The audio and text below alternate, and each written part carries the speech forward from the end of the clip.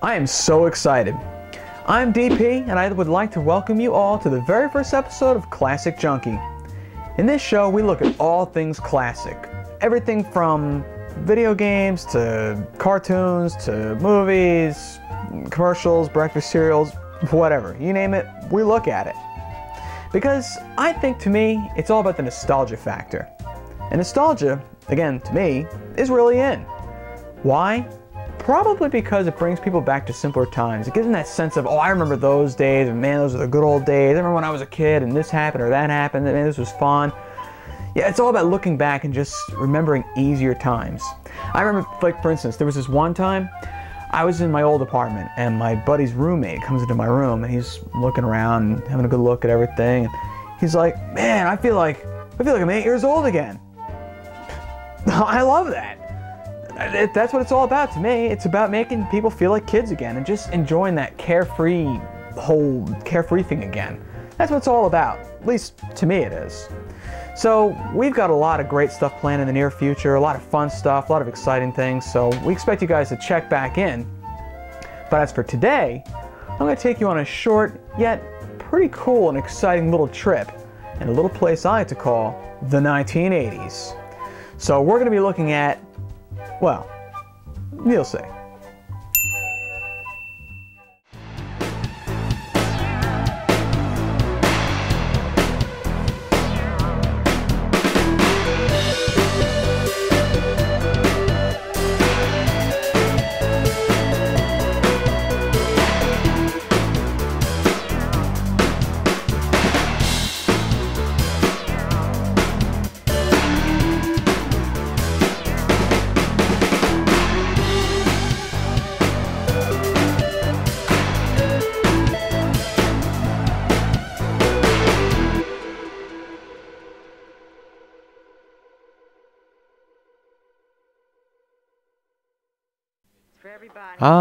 Christmas. This is Christmas, I think, 1989. I was probably about 7 or so. My sisters and I are just getting ready to open our first Nintendo Entertainment System. You can see the excitement in the air. Ah, yes. Nintendo.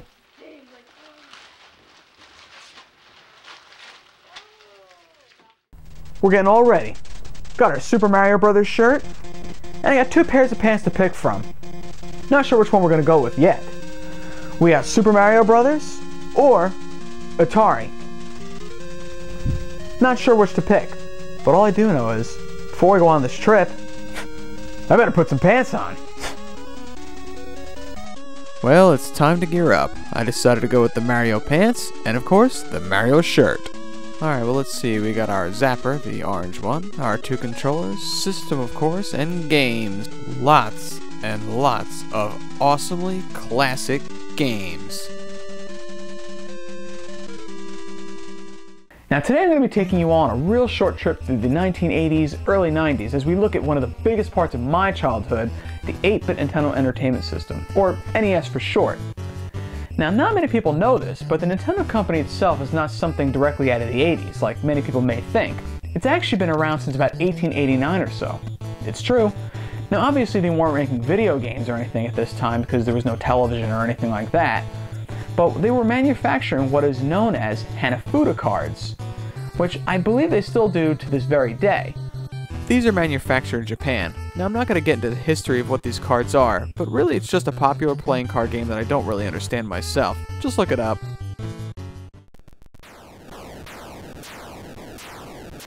These are the oldest games that I own. This is the Atari 2600, and this is what most people think of when they think of retro gaming. The games were fun, and I'm sure it would keep families entertained for hours. They did me, and I wasn't even around when it was first released in 1977. This was like 1989, and I had been playing Atari games for some time at this point and absolutely loved the home video game console idea. Yeah, they're really ancient if you compare them to, say, the PS3 or the Wii or something, but regardless of how one feels about these games, they're just straight up classic. Well, anyways, today's episode's not about the Atari 2600 anyway. But when dealing with the history of the NES, you gotta at least make mention of the system. And for many good reasons. And one of the biggest reasons is, well, I guess it's Atari's lead into what is known as the North American video game crash of 1983. Guys, seriously? Yeah, what was that? Yeah, that's... okay, yeah, but just find out what that was, okay? Yeah, it's fine. It better not have been the catering table.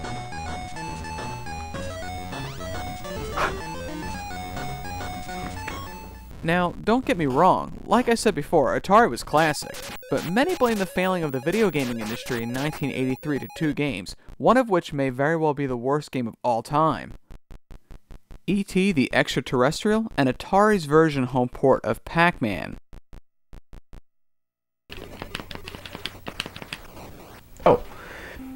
You know, blaming the crash on just two poorly made games is really unfair at best. There was a lot of other stuff going on at the time.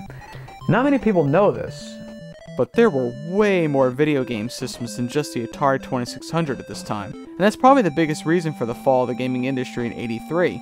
There were just too many consoles to choose from, as well as too many games that did so poorly due to word of mouth, that the market just crashed and burned, as like with E.T. There's just no quality control. But that's okay, because we all know what happened shortly after this, and the gaming industry as we now know was forever changed.